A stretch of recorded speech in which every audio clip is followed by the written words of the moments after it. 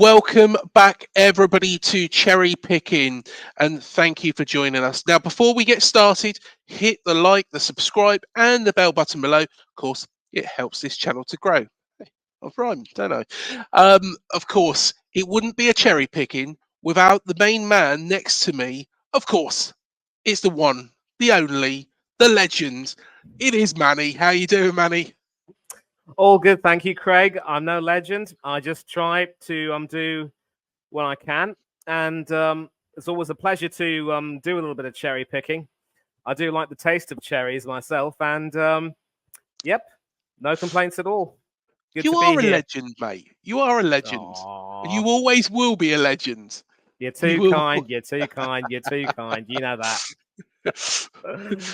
Of course, this weekend we played, well, the weekend just gone, let's say, we played Arsenal. Of course, a team that's very close to your heart because you grew up watching them and supporting them, and a supporter to this very day. And I've said all along, and you've turned around and said, no, no, no, it's not going to happen. It's not going to happen. I've said all along, Arsenal can win this league. And I think, dare I say it, what I saw on Saturday just gone and what the whole nation saw on TNT Sports proves that point entirely. Although, I'll say this, it wasn't 3-0, probably flattered Arsenal a little bit more than, what actually happened on the pitch. You could say that, definitely. And one of my biggest memory, of course, was trying to make sure I had to rush back, take the bus back to come back home so that I could get here in time. And as it happened, I only missed the first 3 or 4 minutes of the game. And from what I saw, I didn't really get to see your video about the bad decisions and how you still think Arsenal will win the league. If you take a look at Arsenal Twitter, and I'm not about to use that as the gospel.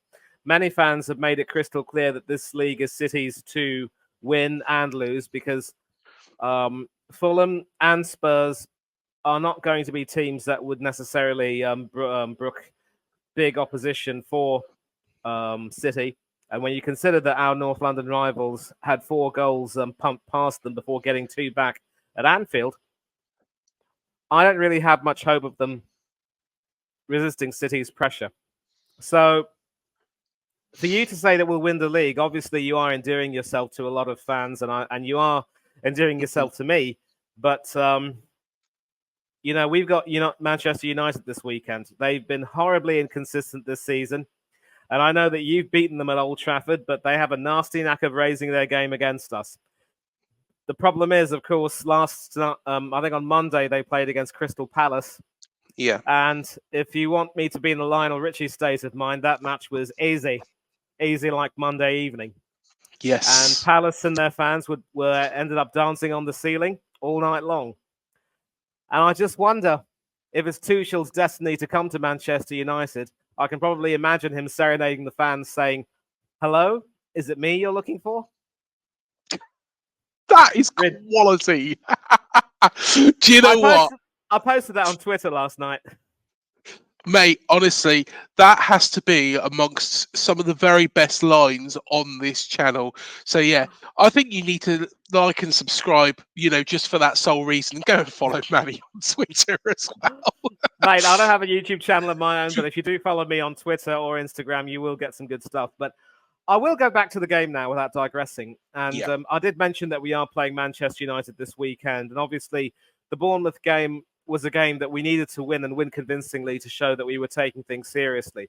And how we improved on last season when your lot very nearly embarrassed us, only for us to somehow pull the chestnuts out of the fire. We showed that we were taking it seriously. Your defending, for the most part of the first half, was absolutely top-notch. Mm-hmm. And the penalty call in itself against... I think it was Alex Scott who conceded the penalty. I don't quite remember who it was. Yeah, I'm trying to think back now to it. But, of course, Kai Havertz. Yes. What it was a breakthrough, and Mark Travers caught effectively his leg. It was Yes, it was very, Travers who very, conceded it. very Travers. minimal, to be honest. Yeah, very, very minimal. Now, my view of that, I'll give you my view, is that I don't think it was a penalty. I think it was very, very soft. You know, penalties do change games, but I do not put any blame on Kai Havertz at all, because let's be fair, Dominic Solanke or any other striker in the league would do that. He knew that that chance was going to be very, very difficult. That ball was going to be very difficult to get to, to actually get a cross in or to get the shot in. The shot in was nigh on impossible. And he left that trailing leg in a hope that there would be contact. Now, the contact was so, so slender, but at the same time as that, it's a difficult one. I've seen them given, I've seen them not given. The biggest problem, and I've seen some fans, and some people in the Bournemouth community have gone absolutely crazy saying about how they don't want Arsenal to win the league because of that. I think that's a load of rubbish, because any team would do it. But the problem is the consistency. That's the biggest problem. It's not Arsenal. It's not Kai Havertz's fault. It's not Bournemouth's fault. It's the consistency. How can that be given one week against one team, not given against another team for that same scenario? You've either got to give them all or not give them all. Or the better option is to get rid of VAR completely and let the referees make their decisions. Well, here's the thing. I mean, obviously, what you said about the penalty was pretty much nigh on. And I think you and I were talking on WhatsApp about how it was very Yeah. harsh on Mark Travers. It was he, in fact, who conceded the penalty. The reason why I was speaking about Alex Scott was that there must have been a defender running back to try to help out. I just don't quite remember who that was. Yeah, the thing is, you really can't blame Travers for that, because obviously he had to, come at it. And it was a bit opportunistic, really, from Havertz, because he knew that if he left his leg trailing, it would have caught Travers as well. And a penalty would almost certainly have been given according to the letter of the law. And where you and I can also agree is that, you either have to give all of these penalties or just not give them at all. And penalties like this cannot either be given or not given. It has to be one or the other. And maybe in essence, VAR could also intervene by talking about an intent, really, for a goalkeeper or a defender to actually tackle the striker and try and get the ball first. And, we've seen some blatant tackles and interceptions from goalkeepers where they literally go for the player first and get the player first.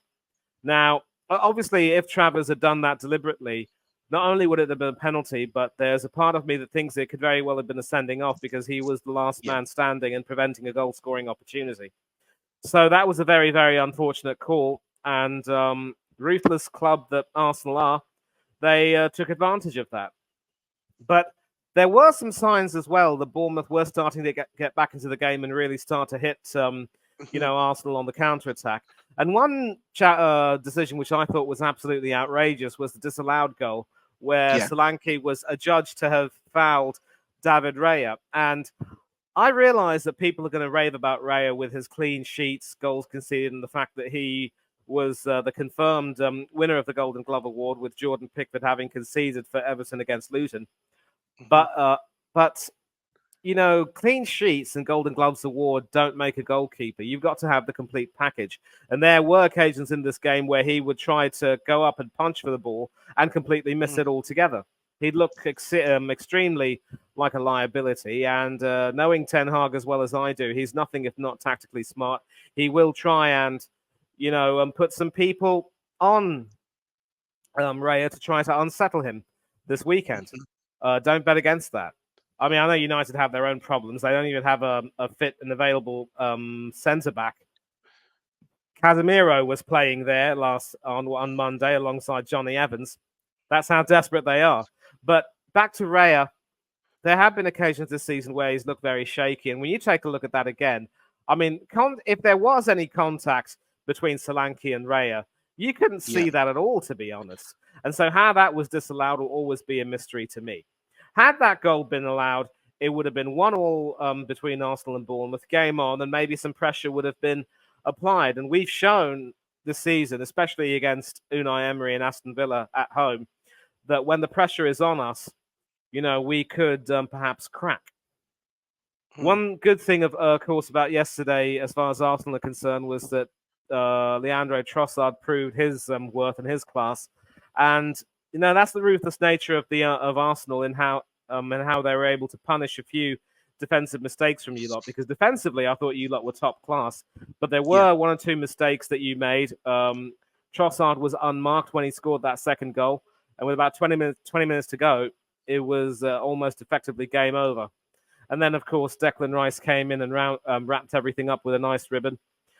I'm not about to say that Travis had a bad game at all. He made some fine saves in that game. In fact, I was almost about to say on our WhatsApp chat that the first half was effectively the Mark Travers show, and that if Bournemouth were able to get a point out of it, then he'd be definitely a candidate for man of the match. So it was a good win for Arsenal, but a win which we had to, secure the way that we did to prove that we are serious about it. And yet I'm just concerned that it will be at the end of the day too little too late, because we can't depend on City slipping up against Fulham or Spurs. And the worrying thing is that when City crushed Wolves, who I didn't think had Gary O'Neill on the touchline, they did it by a 4-goal margin, which was enough to eat into the goal difference that we had. So by the end of it all, it could very well be that City end up winning and also completely wiping our goal difference advantage clean. And so we're going to have to look back and say that there were a few games, especially during the Christmas period, where I think our boys just had a bit too much turkey with the trimmings and played that way too. And it's those fine margins that can, cost you. And that is something that you're going to have to accept. You can't have too many sour grapes. If you do, you'll be needing antacids for sure. But in addition to that, we also have to look inside ourselves and say, you know what, there were games in which we should have done better, and we have to take that and learn for next season. Don't get me wrong, I hope we win the league, but it's looking unlikely. I hope you can understand that. No, I completely understand your viewpoint, and you think that City are going to win the remaining 3 games. I think you will get a favour, and I think that favour will come from Spurs. And dare I say it, they haven't been in great form, but City haven't got a good record against them. They haven't got a good record against them. And Spurs have still got this glimmer of hope of getting a European, a Champions League spot at this moment in time. So I wouldn't rule them out doing Arsenal the ultimate favour. But, just going back to, the goal that should have stood, personally, I can't see why the referee chalked it off. I think Raya, like you say, there was no contact on him. I did think that it might have been for some earlier contact when the ball was crossed in. But again, it was very, very minimal, if anything. And again, VAR and the PGMOL, and I've banged on about this, it is that consistency which is a problem. When you've got the technology and they look at that and they look, really what they did was, instead of letting the referee make the decision on the day, the man on the pitch at the Emirates make that final decision. What happened was that it went to VAR, and as soon as it goes to VAR, they are looking for a reason not to give it, rather than a reason to give the goal. They're looking at, right, what contacts happened here, what contacts happened here. And this is why VAR does not work in this country at the moment. We haven't got the officials to manage it. Personally, I am very, very surprised, and I don't know what your opinion is of this, Manny, but I'm very, very surprised England has got any officials going to Euro 2024 this year, because I think our officiating has been bog standard, and that is putting it kindly in the Premier League. But there is this over reliance. There's two elements. There's the over reliance on the technology that referees aren't making that final call because they think that they're going to hear that in their ear, and the referee is going to then be have the decision made for him. Or there is that fear that the referee isn't going to make the decision because there is that fear of being overruled. Whereas years ago, you have a referee like Mark Housey, and I'm not just saying Mark because he's been on this show before. Mark Housey would actually, make a call of his best knowledge. He wouldn't get everything right all the time. He's not a robot. He's not inhumane. He is, a human being, and if he got some wrong, he used to admit it. Um, the problem is that's all gone now because there's this technology that's overruling referees and this reliance on the technology from officials rather than making their own mind up. But we've mentioned what Bournemouth should feel bad done by, but there was a very, very good point that was made, and I spotted this, and I guess, looking at Twitter, or X as we like to call it, not a lot of Bournemouth fans picked this up at the time. I think we had our blinkers or our cherry tinted glasses on, shall we say. And that was the challenge by Ryan Christie on Bukayo Saka. Now, personally, I thought it was bad. It was there. But I tell you what, I think watching it back, it was even worse. It was a red card offence. There is no getting away from that. The studs were up. It was a red card offence. Ryan Christie isn't that sort of player, but I'm not one to turn around and say, "Oh yes, it's because it's a Bournemouth player. It should, it definitely wasn't a red card." No, I say it how I see it, and personally, how I see it, that was a red card. I couldn't agree more with you, and I applaud you for your sense of integrity there, Craig. And it is one of those challenges, as you've sort of said, where, the more you look at it, the worse it actually is.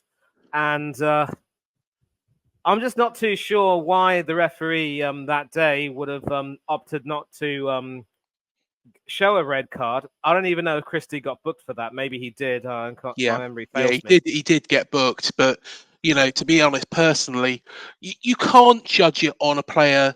If that goes through a referee's mind, that's again wrong way of officiating a game of football. Thinking, well, this player is not this player. Hasn't done it often. If it's a red card offence, it's a red card. If it's a yellow Absolutely. card offence, it's a yellow card. You can't. You've got to kind of take the emotion and the person out of that. And Absolutely. Ryan Christie, if he had got a red card, probably would have been a bit frustrated by it. But I'm sure after a couple of days and speaking to Iriola, he would have gone. Actually, studs were a little bit high. Learnt my lesson. Yeah. Mistake. Agreed completely. And I think, maybe the reason why the referee didn't feel inclined to give that was that it was so comparatively early in the game that Yeah. maybe he didn't want to, leave Bournemouth at such a huge disadvantage. But still, that's not really an excuse in many ways. And whenever you have challenges like that, which clearly left a mark on Saka's leg, you Yeah. know, there is no wiggle room. There is no grey area. You've got to call it as you see it. So I think that was also a contributing factor to your video of the bad decisions, Yeah. which sort of affected the game. You probably were affected by a couple of the pretty poor ones, but you also had one in your Mhm. favor. But it's never nice when bad decisions are made for both sides as a means of evening things out, because you don't want to see that. You don't want to see more than one bad Mm. decision. You don't want to see any bad decisions at all. And what really flabbergasts me, if you will, is that VAR didn't even see it fit to tell the referee, you know what, Ryan had his studs up. Bukayo looks, I mean, that injury looks horrible. Bukayo's leg looks as though it's been chewed Mm. comparatively. You might need to rethink your decision and send him off. So I always say again, it's not the technology, it's the people using it. And if the Yeah. people using it are going to just dilly dally and then completely ignore their own guidelines and make a decision like that, what use do we have? So you might as well go back to the days where you didn't have VAR and referees made those decisions. But the way forward, Craig, is to make sure that the people using the technology are a lot more competent. If you were to give a doctor the some sort of a robotic aided surgeon's assistant, as it were, who could help, with surgical procedures or what have you, and it gets completely mucked up. You're not going to blame the robot. You're going to blame the doctor who used that, Yep. because that sort of technology is meant to help people do their jobs better, and VAR is supposed to help referees do their jobs better. And the fact that it's making them do their jobs even worse is an indictment on their own incompetence, because they're not even bothering to set any kind of guidelines. They're not even bothering to stick to those guidelines. And there's a part of me that thinks that maybe a lot of these decisions have been possibly made with the title race in mind, because you will, of course, be doing your preview with two people Yes. who happen to be Brentford fans, right?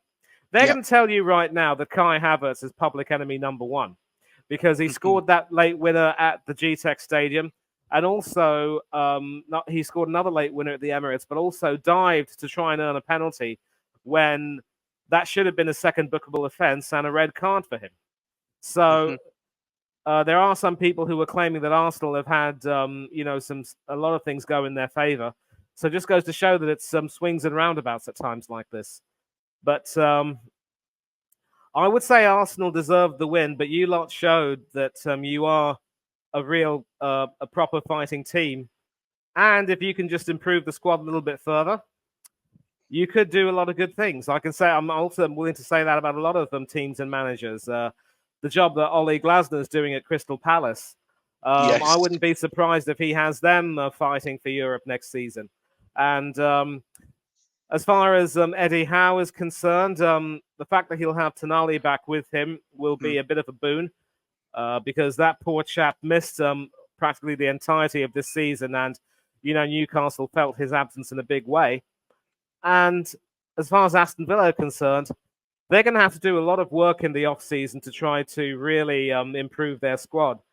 And don't forget, Emi Buendia and Tyrone Mings will have to come back once they recover from their injuries. So, next season hopefully should be a lot more competitive. And yet we keep saying that, and it always seems to be the usual suspects competing for the top honours. Well, I honestly think you will win the league, and I think somebody will do a favour. And I really do hope, and I've said this to Cecil, from AFTV. I said this on AFTV as well. I really hope that Arsenal do win the league because, firstly, Man City 115 charges. It is ridiculous how it's got to this stage, and it's just wrong. Arsenal have managed it well. They haven't overspent. A lot of people will point the finger and say about Declan Rice, but when you put that into comparison, over a period of time, Arsenal haven't been the big spenders season on season on season. So I think that Arsenal, you know, deserve this. I think Mikel Arteta deserves this. I think that the style that Arsenal play in is attractive. I think we put up a better fight. I think a 2-1 defeat would have been a fairer result, but it wasn't to be. Of course, that is taken out of account the Ryan Christie situation. But, I'm hoping that Arsenal do it. And I honestly do think you will. Like you say, Manchester United,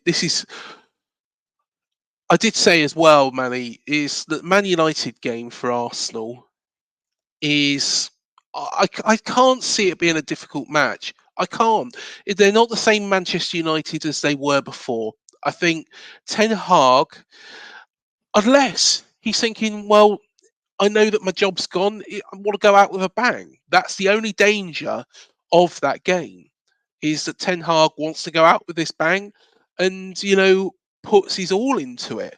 But I don't think they're good enough. I don't think they're good enough. You've got Rashford, who has been below par. I don't think. I just think they're very, very poor. Anana, is not a replacement for De Gea. I think De Gea was, a decent goalkeeper. I wouldn't say he was one of the best. I wouldn't rave about him as much as some people do. But I think Anana has still got a little bit further to go. I think he will get to that point. But I think Ten Hag has pretty much. I can't see anything happening against Man United apart from an Arsenal win. Um, and then that takes it on to the Everton game, which I think Everton will probably be on the beach. Whereas you've got Fulham, who always put up a fight. You've got Spurs, who are trying to get into Europe. And then I believe it's West Ham, isn't it? The last game for Man City. And West Ham, again, does Moyes want to go out with a bang? So I think there's three very tough, tricky fixtures for Manchester City, and I hope you do it. But going back on to Bournemouth, because of course we're safe from relegation, which is crazy for us to say. It's not normal, that we've been safe from relegation for so long. The aim really now is to get 6 points to finish the season on a high, to get to 54 points, a couple more million in the coffers, and a top half finish. Because Europe, I think, well, let's say Europe is out of the equation completely. And do we really want it at this moment in time? I don't think we do. I think what we want is to build up to that point.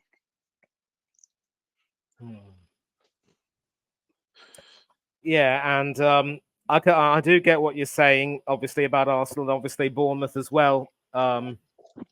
You've done well this season. You have done well. Yeah.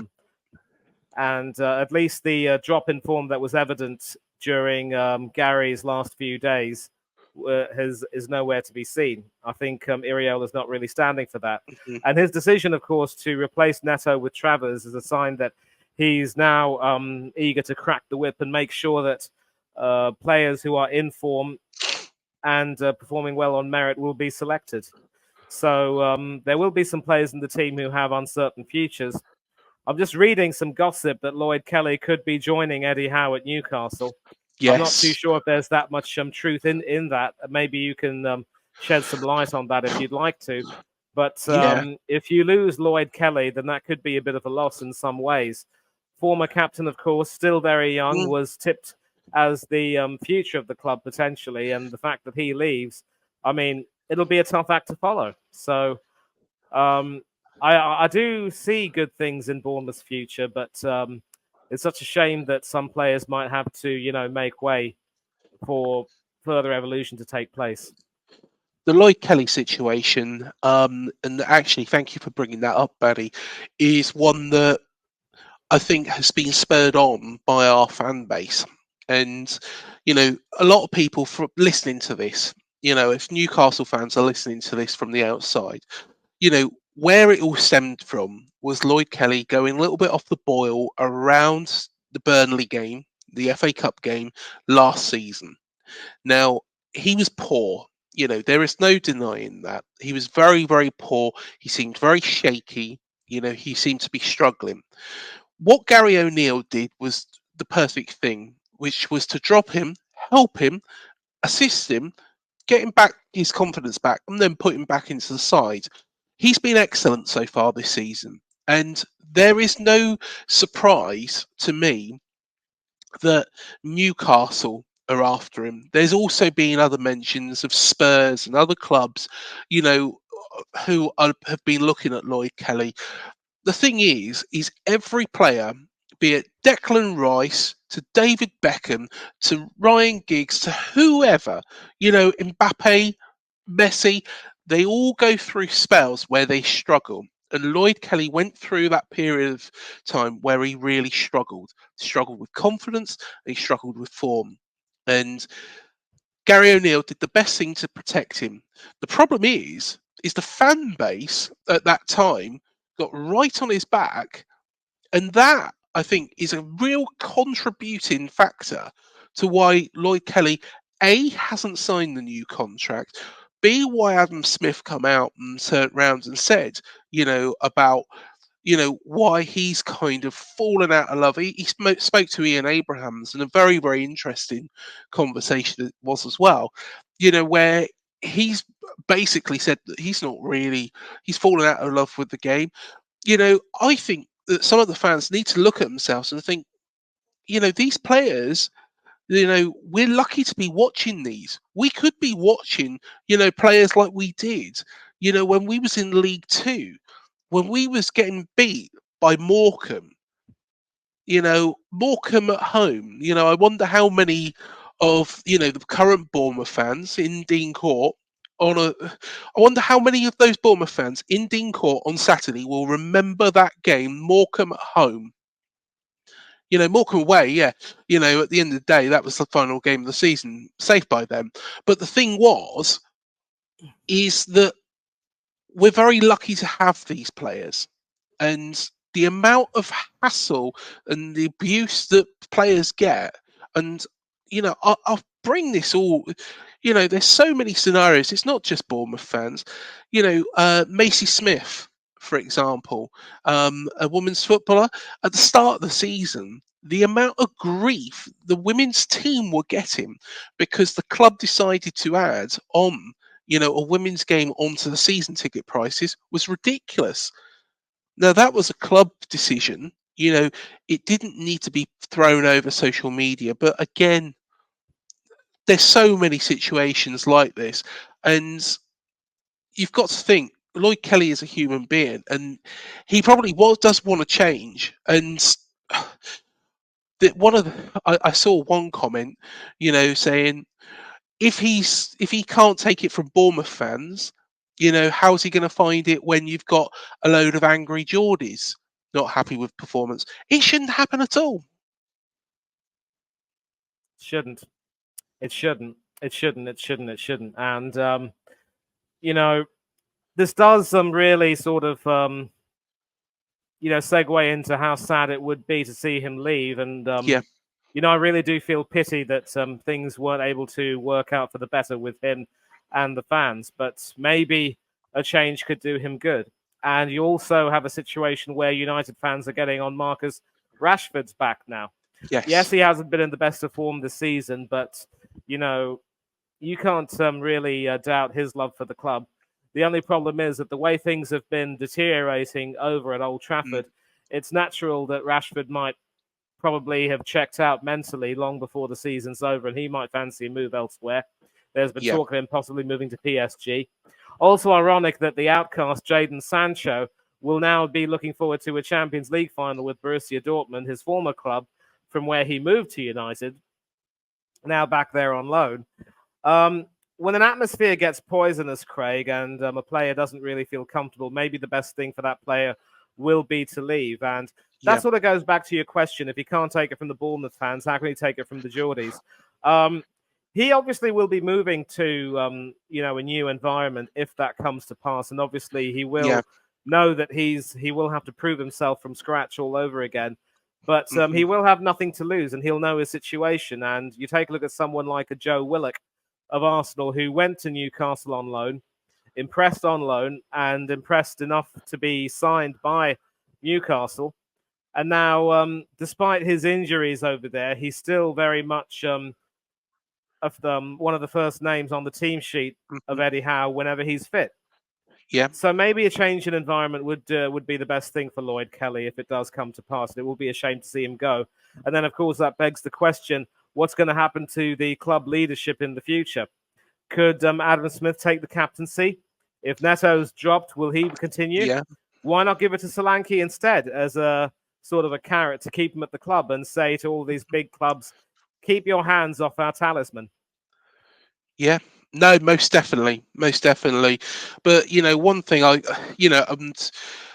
guess this segues into so many different aspects, Manny. And, one thing that I, do want to mention as well is that, some of the stupid things that you see, and social media companies need to do more. I was lucky enough to be on Talk TV with Mark Saggers a couple of weeks back and was speaking about, the sort of things on X or Twitter as we call it, and the sort of comments and the sort of abuse that people do get. And it's not just negative abuse. There has to be, I think these social media platforms, especially with these football fans, need to have some sort of registration, um, where they are submitting their ID before they actually go on to Twitter or X, so they can be held accountable for what they say.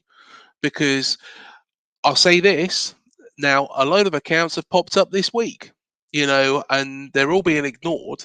Um, but also, you know, it is the abuse from other fans, teams fans, and also this is honestly, Manny, I want to get your opinion on this because you've probably seen this person, and it does relate to Arsenal, and probably I don't want to give too much, airtime to this person, but a lady called Leah Ray, AFC. Um, Oh God. yes, yes. To be honest, what she is doing is, put politely, an absolute disgrace. With regards to Declan Rice, and there was a video that was put on there, which has then created a pile on. Not from Arsenal fans. Arsenal fans, to be honest, don't particularly like this Leah Ray. But the thing is it's created pylon, which has caused Declan Rice's partner to actually deactivate her Twitter or Instagram account, wasn't it?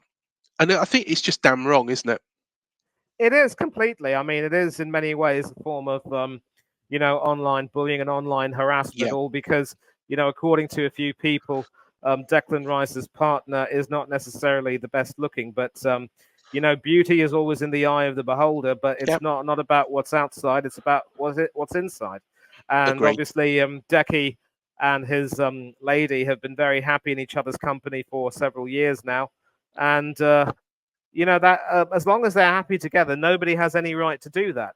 And the thing about Leah Ray is that she's not the only woman who's doing that for her club. Yes. Obviously, Chelsea has its own Mm. such specimen, for want of a nicer word. I don't even want to, you know, Don't give him I don't want. airtime. I don't even want to mention that woman's name No. on this particular podcast, but very similar in attitude and just the way things, the way they conduct themselves on Twitter. It is disgusting, and a Mhm. lot of work has to be done to prevent these types of idiots from ever getting the airtime they deserve. And the biggest issue now, though, is that Twitter, the way it is, it's become so unregulated. There's Yeah. nobody who is really willing to, hold these people to account and really clamp down on their behavior. And it's as if, in some ways, Elon Musk loves the controversy. He loves Mm. the conflict, and he knows that as long as there are people who will feel compelled to stay there, that there isn't going to be, anything like a mass exodus from the channel. But you know, it's still really stupid, and work does have to be done. And the sooner these creatures get their accounts terminated, really, the better. Or at least, because I don't see them expressing any kind of remorse for their actions. No, completely agree. Completely agree. And there's so many. I've had to put up with loads in the past, and to be honest, it feels like when you're successful and when you're doing things well, and it becomes part of the course, and it shouldn't be part of the course. And you know what I saw from this Leah Ray, where she was posting an item of underwear through the door of the Emirates Stadium, is just addressed to Declan Rice, is just absolutely outrageous and vile, to be honest, on a whole different front. So yeah, I wanted to bring that up, but of course that does relate to the Lloyd Kelly situation. Why he feels a little bit isolated and devalued by the Bournemouth fans. But yeah, I think looking at this game against Brentford, a lot of people will say this is a dead rubber now. You know, is it a time? Is it a time, or do you feel that the time needs to really be pre-season to give some of these youngsters on the fringes of our side, people that haven't played a Premier League game in their career, a little bit of a run out? It could be, but let's also not forget that you might have some targets of your own. Yeah, I think you did mention in a few episodes that you have the prospect of overhauling Eddie Howe's total for the most points in a Premier League season for Bournemouth. yeah, I think if you got you got 2 games left, right? So can you achieve yes, that target? yes, yep. I think it's already achieved actually, thinking about it, but it's the positional side of things. If we can get, a high finish, if that's not out the equation that we could actually equal our second season in the Premier League, and finishing as high as that, I think that would be a tremendous, tremendous, tremendous, tremendous return. And, I'd be absolutely delighted, considering ninth was our highest position. We have eclipsed it. We're on 48 points. We could potentially get eighth spot. So why not? Why not go for that? Why not go for that? And I think 2 wins now will probably, push us there or very, very close to. So I think that answers your question. Mhm. You can't. This isn't to say that some of the fringe players in your team shouldn't deserve to get some minutes. I mean, just blood them in slowly and Yeah. give them maybe a few minutes. We might possibly, if it comes to pass that the Arsenal Everton game at the end of the season will be effectively a dead rubber because we might have lost the league before that. Hopefully, it won't happen. But Mhm. if we fail to beat Manchester United and City win against Fulham and Tottenham, then that's it. The title is theirs before the last day of the season. So we could possibly end up giving the likes of Emile Smith Rowe, maybe Mohamed El Neni, and a few others a few minutes out on the field to show our gratitude to them. And we've got to make some decisions as well with our squad, just as you might have to do with yours. So I would say maybe call up a few fringe players to the squad, give them a few minutes near the end, but don't make any real wholesale changes if you know that you can still go a little bit higher. And I know that Bournemouth obviously have no chance of qualifying for any of the European places, but still, top half finish, it's not mathematically out of your reach. No, exactly, exactly. And we currently occupy, the 10th spot. Of course, Brighton are breathing down our neck. They do have that game in hand, but I think personally, win these last 2 games, I think we'll get a top 10 finish. Can we get to eighth? It's going to be very difficult, but it's not under the realms of possibility. And ninth, which will match it, again, is very, very possible. I think the points tally at the top of the league is a little bit higher this season. The reason being is because we've got a poor bottom half or bottom 4 teams, really, including Forest into that mix. Yeah. Um, so I think that has really pushed up the points tallies. Talking about teams that have come up as well. Of course, Ipswich have just come up as well. And a massive congratulations to them. What a fantastic achievement. How are they going to find it next season? Because I've heard there's been some predictions already, and some people were actually predicting that they might start off very, very well because they've got that momentum from League One throughout the Championship into the Premier League, and they might find it easier than Leicester. Oh, Mr. Beasley. Similar things were said about Burnley, and look at what Yes, happened to them. Which is why, we have to all do the responsible thing and guard ourselves before making any, wild predictions about these teams that come up from the Championship.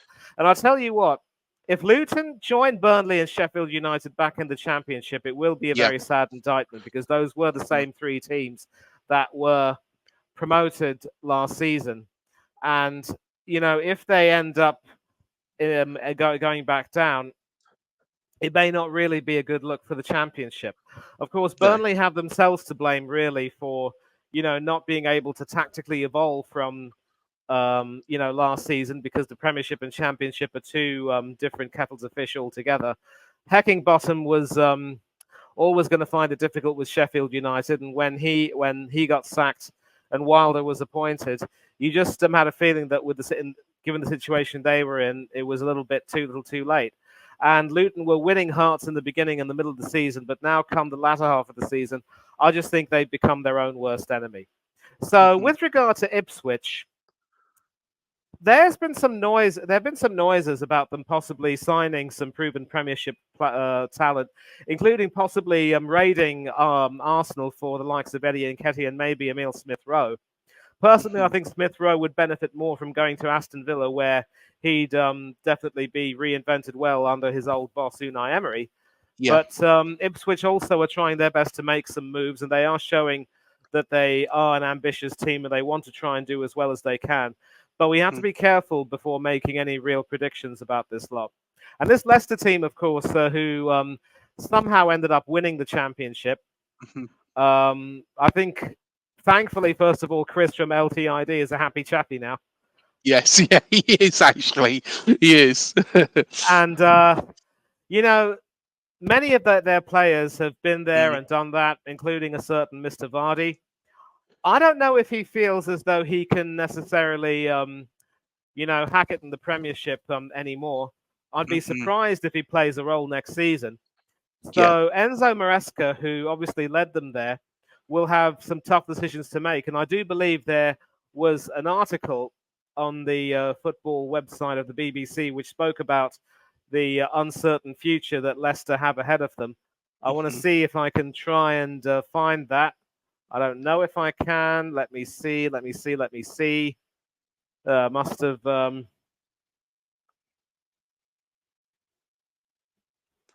Chris probably wrote it. He does write for the BBC as well. What a talent he He's a is! man What of a many talent he talents, is! isn't he? And yeah, he is. He is. He is. And I wouldn't be surprised at all if it was him who, in fact, wrote that. But I am very close to it, and I will get it. I promise you. Yeah, fair enough. Fair enough. But And of course, we got the yeah, playoffs as well. I've got it. I've got it. I've got it. I've got it. I've got it. This is the article, and it wasn't by Christopher. It's by Yeah. this chap named Guillaume Bayaga, who's a BBC Sport columnist and also a bit of a freelance and football journalist around Europe. Yes. And I'm not going to get into the meat of the article, but basically, they do have some financial fair play issues looming over them, so that could be something that could affect them. They didn't have the best January transfer window, of course, and obviously the rest of the article talks about the difference that Maresca made, but they did have a bit of a bad patch in the last third. That really shouldn't be the case now, recriminating over that because they've won the championship, but there are some issues ahead of them. So Mhm. Leicester and Ipswich aren't going to have it all too easy. There are going to be some teething problems with them, and the third team that joins them from the playoff teams will also have their own issues as well. So it will be interesting to see how well they all fare. It is good to see Ipswich back, mind you, founder members of the Premier League. Yeah. I think it's fair to say that there's been a part of me that's missed them a great deal. And when you consider that another founding team, Oldham, have fallen so far off the radar, it's really sad to see some of these teams recover and come back. It does warm your heart in many ways. Yeah, most definitely, most definitely. And of course, it'd be great to see Oldham, climb their way up the leagues again in the future. Because for Professor Brian Cox, maybe he can sort it out. Maybe he can look at the astronomy and work it all out and see how it all aligns. But Manny, I think that's probably where we should leave it. Of course, the playoffs are coming up in the championship. We'll find out who goes up very, very soon. My money's on Norwich joining their Anglian rivals. But Manny, pleasure as always. No doubt we'll do some more cherry picking ahead of the final game of the season away at Chelsea. And you never know, Arsenal could well be on their way to the title by then. From your lips to God's ears. That's all I can say, mate. Yeah. Well, thank you everybody for joining us. Please hit the like, the subscribe, the bell button below. It does help the channel to grow. Until the next one, up the cherries. We'll see you soon. Thank you for joining us. See ya.